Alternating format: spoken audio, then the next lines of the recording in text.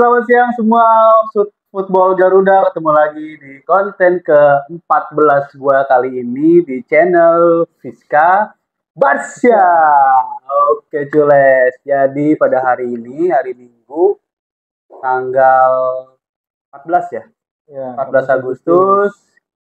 Seperti biasa, di backdrop yang agak lain, karena di segmen gua kali ini format yang agak lain. mau ngobrol sama adik gua nih. Kalau kemarin gue sempat bikin konten yang tentang Barcelona, ya seperti biasa, gue sekarang mau ngomongin tentang tim nasional Indonesia yang seminggu lagi akan bermain di event Piala AFF U23.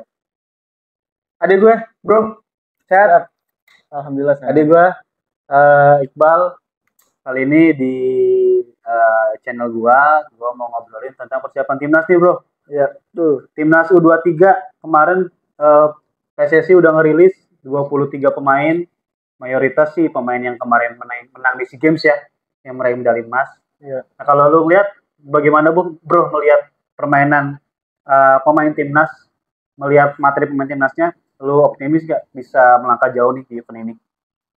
Ya, dilihat dari pencapaian kemarin di SEA Games kan memang luar biasa ya. Akhirnya kita dapat medali emas keren mainnya sih emang. Setelah hampir 23 tahun, ya. Akhirnya dapat medali emas SEA Games. Tapi kan sebenarnya SEA Games juga jangan terlalu dijadikan patokan sih sebenarnya. Iya, setuju gue. Bagaimanapun juga Indonesia ini sebenarnya levelnya level Asia ya. Sudah level Asia, iya betul. Jadi kalau misalnya kita lihat lagi di Piala AFF U23 ini ya, yang penting bagaimana anak-anak U23 ini bisa main fun aja, karena mereka butuh sekali jam terbang, butuh sekali kepercayaan diri di usia mereka saat ini untuk bisa mendapatkan pengalaman yang luar biasa, karena levelnya nanti kan bakal level yang ke senior gitu. Setuju gua. Dari mungkin lebih dari 20 pemain yang terpilih nanti kan pastinya mungkin tidak semuanya masuk ke senior, pasti kan begitu. Pasti ada pemain-pemain yang kunci lah yang memang punya potensi untuk masuk ke senior. Jadi lebih baik di Piala AFF U23 ini ya dijadikan ajangnya untuk pengembangan diri aja, dijadikan ajang untuk persiapan lah ya. Persiapan karena nanti ada AFC juga kan. Betul. Ada kualifikasi AFC 23. Ya, jadi untuk kualifikasi AFC-nya gue rasa lebih penting dan lebih bagus untuk pengalaman ya. Iya, betul. Setuju sih gue, karena Sobat Garuda kalau ngelihat timnas ini kan sebetulnya di tahun ini tuh ada beberapa event ya, bro. Jadi ada terdekat nanti tanggal 18 ada U23 AFF, kemudian nanti September itu ada kualifikasi Piala Asia juga, belum nanti juga ada Asian Games gitu. Jadi memang menjelang akhir tahun nanti banyak event, banyak event timnas lah yang bakal dijalanin ya buat Indonesia. Sehingga gue lihat akan padat banget nih jadwal nih. Nah, untuk AFF tahun ini bro kan ini nanti Sintayong lagi nih megang katanya. Sintayong lagi ya. STY lagi. Jadi materi pemainnya hampir sama kayak SEA Games kemarin, cuman yang pegang STY. Calon lawannya itu ada Malaysia, ada Timor Leste. Kita tergabung di grup B yang memang cuma 3 tim. Jadi akan memainkan 2 match.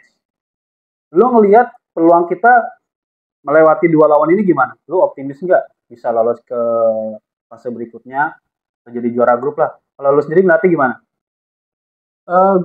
Gue sih optimis aja ya, melihat dari potensi yang terjadi dalam ajang SEA Games kemarin, karena sebagian besar pemain yang dari SEA Games juga kan ikut tampil di AFF U23 ini ya. Jadi gue bilang untuk kesempatan mendapatkan juara grup sih kayaknya masih sangat terbuka sih. Ya, apalagi cuma lawan Malaysia lah ya. Paling lawan Malaysia. Iya. Ya kita nggak tahu kekuatan Malaysia U23 ini kayak apa sekarang, cuman kita lihat dari dalam 1 tahun terakhir ini memang Malaysia agak ketinggalan sedikit untuk potensial pemain-pemain mudanya, apalagi di ajang SEA Games kemarin juga tidak terlalu signifikan. Saya pikir dia juga pasti ada perombakan, mungkin ada untuk pemain-pemain U23 di Malaysia. Tapi kalau untuk peluang kita untuk juara grup sih harusnya sih sangat terbuka lebar sih. Mestinya. Ya, menarik sih kalau melihat lawan-lawannya nanti Malaysia, kemudian ada Timor Leste, dan kemarin bro gue denger ini salah satu saingan kita juga di AFF ini Vietnam. Vietnam ini ternyata menurut rilis mereka menyiapkan 2 tim katanya. Menyiapkan 2 tim, 1 tim untuk Piala AFF ini mereka akan menurunkan U20-nya katanya. Kemudian satu lagi U23 yang nanti bakal dipersiapkan untuk event berikutnya untuk timnas senior. Tuh. Ya ini sih sekilas lah info dari calon lawan nanti ya kalau kita ketemu Vietnam misalnya di semifinal gitu. Nah, Piala AFF U23 ini kita pernah juara tahun 2019. Dulu Ya, namanya betul. masih U22. Ya. Masih EGCS ya? Iya, masih Egi, kemudian masih Yawitan pun juga ada. Kemudian dulu masih Indra Safri yang pegang waktu 2019 karena dulu tuh namanya masih U22. Ya, finalnya lawan Thailand. Lawan Thailand gitu. Nah, sekarang dipegang Sintayong. Sintayong seperti yang kita tahu bro, STY kan tipikal pelatih yang suka pemain muda ya.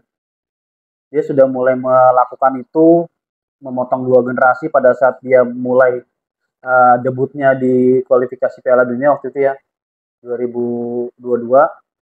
Nah sekarang event berikutnya, ya gue yakin sih pasti PSSI menargetkan maksimal lah untuk timnas ini ya, karena kalau melihat track recordnya kemarin dia bisa juara SEA Games kok, gitu kan ya. Mungkin Pak Erick Thohir juga ngelihatnya kemarin bisa juara SEA Games, maksudnya sekarang nggak bisa AFF gitu. Nah, kalau menurut tuh melihat mungkinkah Pak Erick Thohir ini pasti menargetkan hal yang sama sampai dengan final katakanlah bisa juara gitu. Karena mengingat sebelumnya kan juara juga. Kalau lu sendiri ngelatih gimana? Ya gini ya, untuk timnas Indonesia yang udah bertahun-tahun masuk final dalam beberapa ajang Asia Tenggara ya. Ya target untuk juara itu udah pasti, target juara pasti. Tapi gini, yang perlu digarisbawahi adalah ini kan usia-usia pengembangan lah, usia-usia pemain muda kita. Yang perlu ditekankan sebenarnya bagaimana mereka di timnas Indonesia ini bisa mendapatkan apa ya, Pengalaman lah ya. pengalaman. Yang penting pengalaman. Iya betul. Kalau gue lihat sih pengalaman, kemudian terbiasa bermain di event besar lah. Karena nanti kan walaupun cuma AFF, ya, tapi kalau sering dikasih menit bermain ya, sobat Garuda, mentalnya kan makin siap deh. Ya, karena gini, karena bagaimanapun juga pemain-pemain muda kita ini dari klubnya memang harus ada sistem bagaimana caranya mereka lebih banyak dapat kesempatan lah untuk bermain di liga.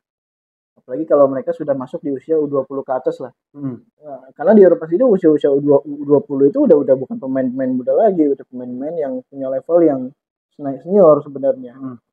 Walaupun potensinya masih naik turun, tapi mereka sudah masuk di level senior untuk di Eropa ya, sepak bola Eropa. Nah, ini perlu dicontoh untuk sepak bola kita, bagaimana kita punya sistem untuk pemain-pemain muda ini dapatlah peluang dan kesempatan itu. Dan akademinya di bawahnya lagi, akademinya juga harus punya punya pengembangan sepak bola yang lebih modern agar regenerasi terus berlanjut. Agar regenerasi juga punya kualitas yang lebih lagi dari kualitas 5 tahun lalu, kualitas 6 tahun lalu, 7 tahun, 10 tahun lalu. Jadi gue melihat kalau Piala AFF U20 ini jangan dijadikan tolak ukur juara. Boleh kita pasang target juara, boleh banget. Target mah harus tinggi ya. Target harus tinggi. Target mah harus tetap maksimal. Betul, tapi jangan sampai ketika sudah tidak juara nih, dalam artian kita gagal di final atau di semifinal, ya sudah gitu, karena memang usia-usia seperti itu usia-usia berproses, usia-usia berkembang untuk pemain-pemain udah 3.